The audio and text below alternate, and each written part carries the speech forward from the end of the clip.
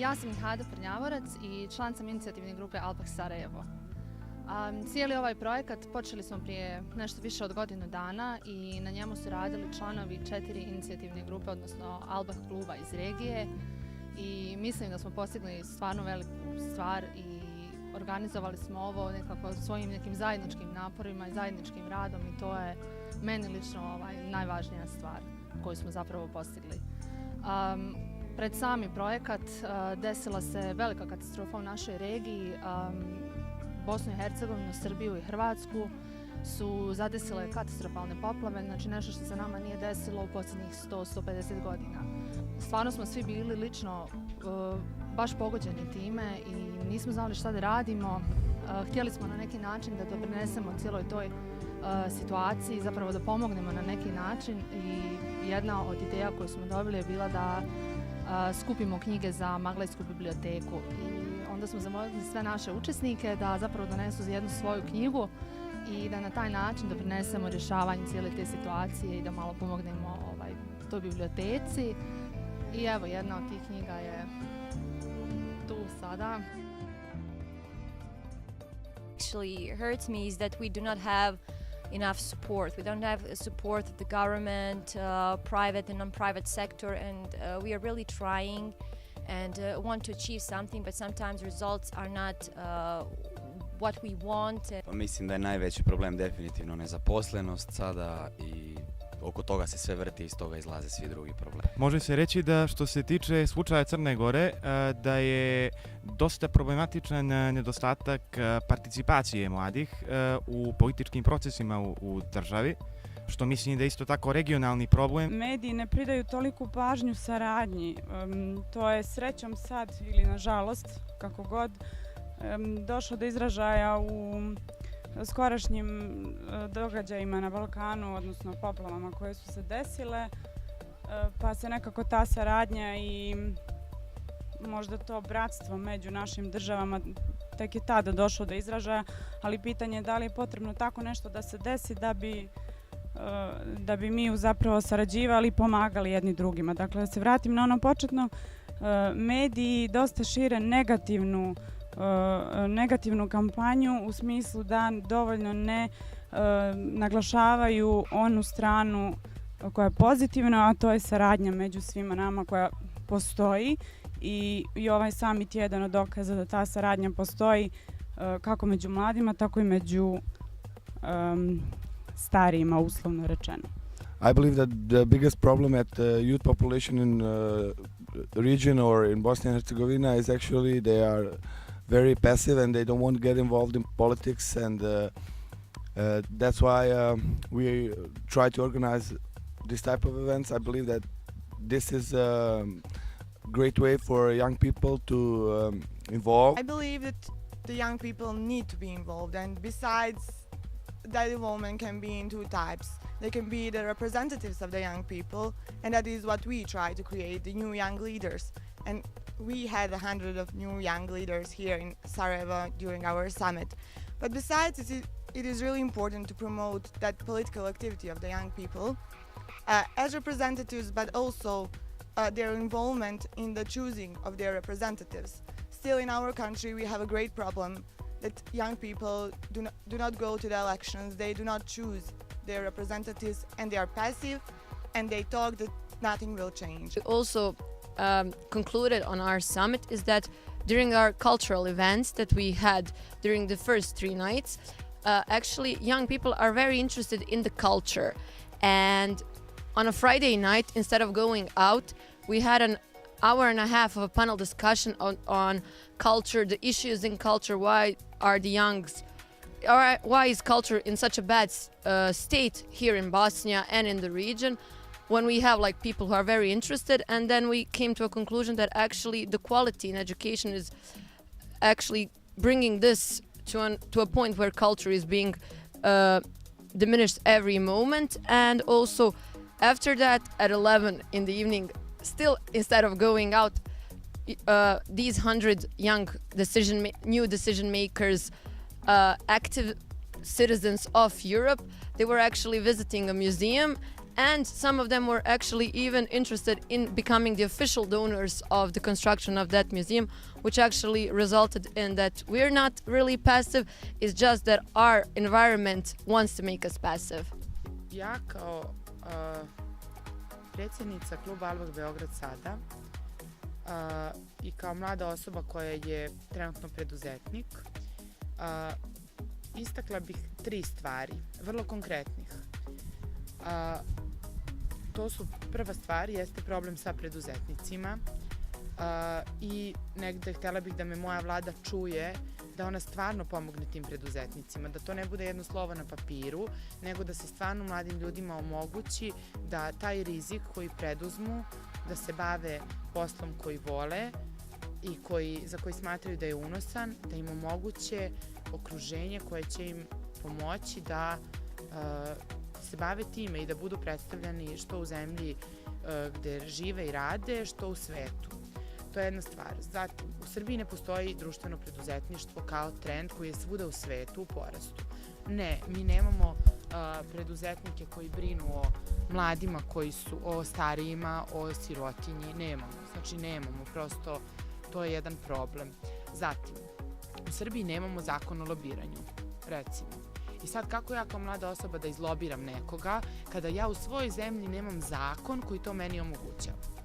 Ne, u Srbiji je sve to lobiranje jednako preko veze. Tako da, ukoliko me ikad neko bude čuo od moje vlade, da potrudite se da donesete zakon o lobiranju, to će pomoći što nama mladima koji negde znamo šta je lobing, a što i starijima, a da ne pričam već benefit za zemlju. I treća stvar koju bih htjela da istaknem jesu mladi sa invaliditetom koje nikako ne stavljamo u prvi plan. Nekako taj problem je prisutan u našem diskursu, pričamo o tome, ali ti ljudi nisu vidljivi. Nisu vidljivi zato što im nismo omogućili da budu vidljivi. Ako biste možda poboljšali infrastrukturu, ako bi možda neko iz vladajućih institucija ili kompanija zadovoljio ne samo onu kvotu na papiru, nego stvarno imao empatiju prema tim ljudima kojima je potrebna, neću reći pomoć, nego potrebna im je ruka da oni rade i da daju svoj maksimum. Ja mislim da bi svet bio mnogo bolji i da bismo se i mi osjećali bolje.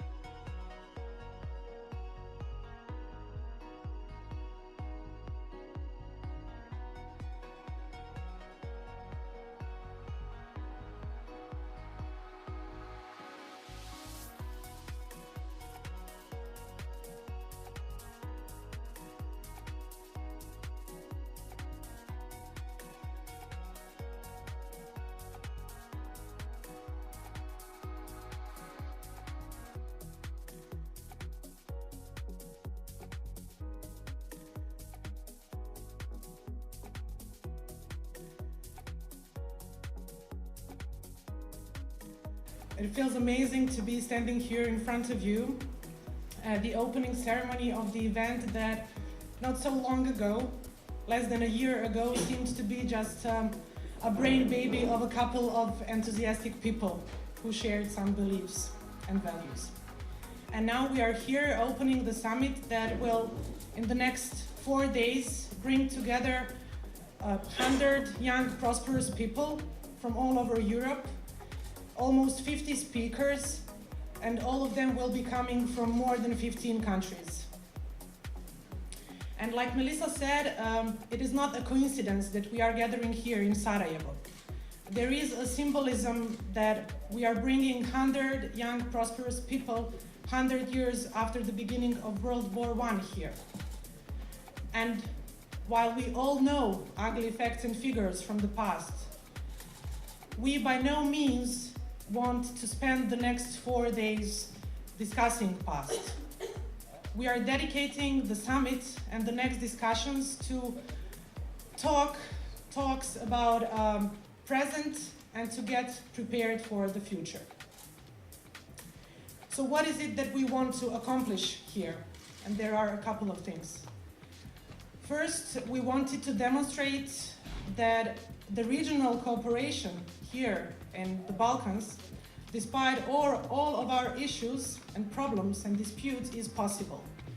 So I would like to point out again that the summit was organized by the organizational team that was dislocated. It was based in 4 cities, in Belgrade, Sarajevo, Zagreb, and Podgorica. And we worked together, and I think it turned out pretty well. The second thing we want to point out and to accomplish here is that to bring together EU countries and the countries that are on their way to the EU but are not there yet. And we realized that there are many things that are linking us, binding us together, and one of those things is the beautiful Danube River.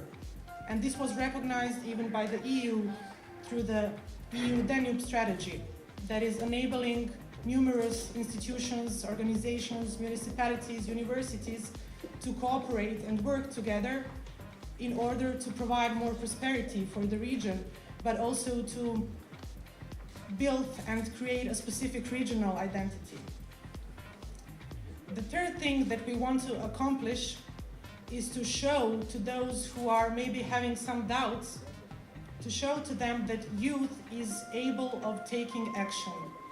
And this summit was entirely organized by the young volunteers, young professionals of the European Forum Alpbach network. Of course, with the great help of our supporters, and again, I thank them for that. And finally, what we want to achieve is to give the voice to the youth. And I am deeply grateful for many distinguished speakers who have taken their time to be here with us. But let's not forget that the core and the heart of this gathering are the young people who want to be heard and who have something to say. And this will be accomplished in the next 3 days when we will have intensive discussions, not just in the form of panels, but also in a form of very small working groups where we will bring together our young participants with current decision makers to create a real exchange of opinions. All of this will be summed up in Sarajevo Declaration, where we will list our conclusions, our demands, our solutions, and I hope that we will be heard. Again, thank you very much. I wish us a successful beginning and work in the next days, and I wish you a warm welcome to the European Youth Summit 100 for the next 100 in the Danube region. Let me welcome you all here in Sarajevo and invite you to participate in 4 days of reflection about the future, of exchange, and of intensive debates at the European Youth Summit 100 for the next 100 in the Danube regions. Dear friends, it's your forum, it's your summit, as it was already said. This year we commemorate the outbreak of the First World War 100 years ago.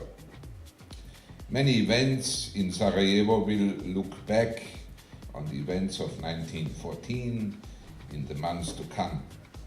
However, the 100 for the next 100 summit will have a different focus. As you know, the motto of our conference is "Together for the future of Europe." It will be about your perspectives, the perspectives of young people who are a driving force towards change which is urgently needed in many respects. Instead of looking back to past divisions, you, the young leaders of this region here, gathered, will draft your statement for the future you wish to have together. The European Forum Alpbach is proud to count on our active alumni network all around Europe to foster this spirit. This is why every year we welcome 700 scholarship holders to Alpbach. The spirit of this conference, ladies and gentlemen, is even more relevant when we think of the protests that happened across Bosnia and Herzegovina some months ago. Rising unemployment, especially among the youth, is a challenge all European countries are facing today. The reinforcement of extreme nationalism throughout almost the whole of Europe is a warning that peace and tolerance are values which need to be practiced and protected. Only by tackling these problems and giving young people a say in what their own future should look like is it possible to ensure stability. Our sponsors include the GIZ, the Deutsche Gesellschaft für internationale Zusammenarbeit, Erste Foundation, Unica Group, Raiffeisenbank International, and Sparkasse Bank. So, ladies and gentlemen, I wish you fruitful discussions in the coming days, and I invite all of you to bring the critical spirit of Alpbach to Sarajevo. We shape our future is a motivating call for the youth, not only of Danube region or South East Europe, not only of Europe, but worldwide. I would like to thank Forum Alpbach Network and in particular European Forum Alpbach President Mr. Franz Fischler for inviting University of Sarajevo to take a role in organizing this event. Something started 100 years ago which changed the life of the millions, and it's the past that we are not so proud of. And today we, as a part of Europe, feel as though we are once again standing at the crossroad. Understanding the importance and the power of choice, we, young, are concerned. It's the reason why we ask to be, why we demand to be a part of the decision-making process from which we are often so excluded. Because it's our future that we are discussing. It is one more thing we understand, it's importance of cooperation. Our 4 organizations showed how working in a team can be powerful and what we are capable of when we have each other and when we can rely on each other. These last few weeks were hard for us because our countries were facing difficult times due to the devastating power of nature. Thousands of people needed help due to the severe floods which destroyed their homes. Again, people from all over the region and beyond stood united, helping those in distress and showing the world the true meaning of the word together.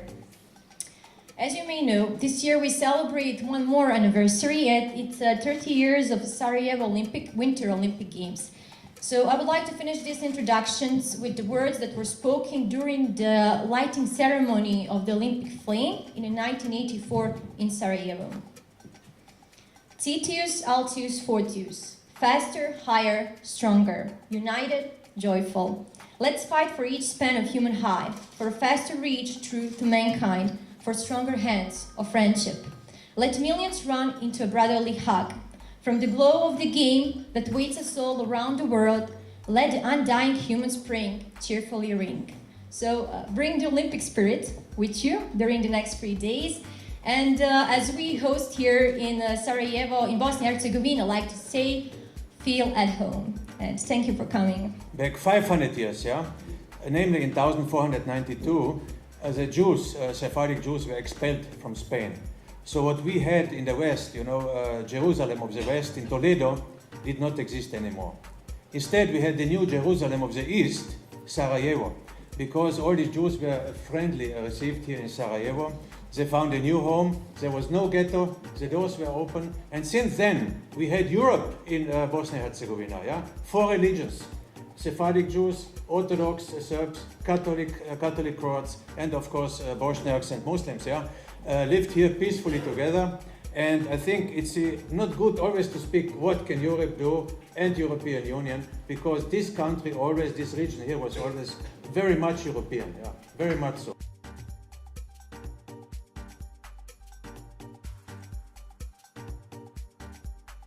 Europe has so much to offer, has so much achieved that it should not become too worried over complicated or sometimes difficult situations. There's enough power, enough energy, enough inventive spirit to overcome those difficulties. So Europe has to be more optimistic. Young leaders need a good education, yeah, and a good education nowadays includes also that, for example, to do part of your studies in another country at another university and so on. Second, you must develop as much and as good as you can your personal skills, which means language skills, which means the way of decision making, which means leadership and many other things. And then I think it is also important to do a networking, to communicate with others, with other youth, young people, or with other parts in the world, even not only in Europe. Yeah? And I think in that way, automatically, you will be more and more experienced, and you will have the necessary capacity to get involved in politics and so on.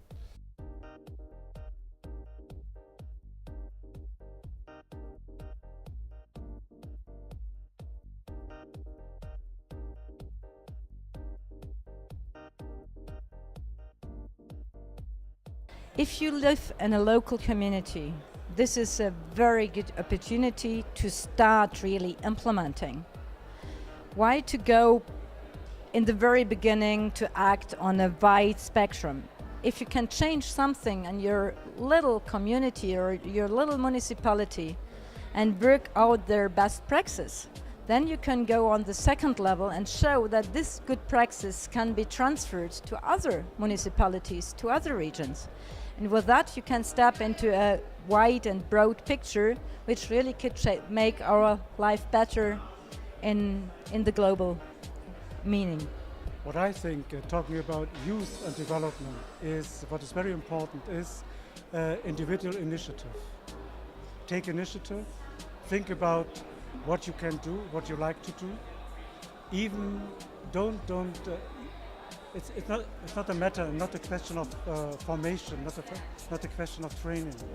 It's a question of perception of your environment, of your specific environment. What can you do for, let's say, improve the environment and the living conditions of your environment? And that starts with each single individual.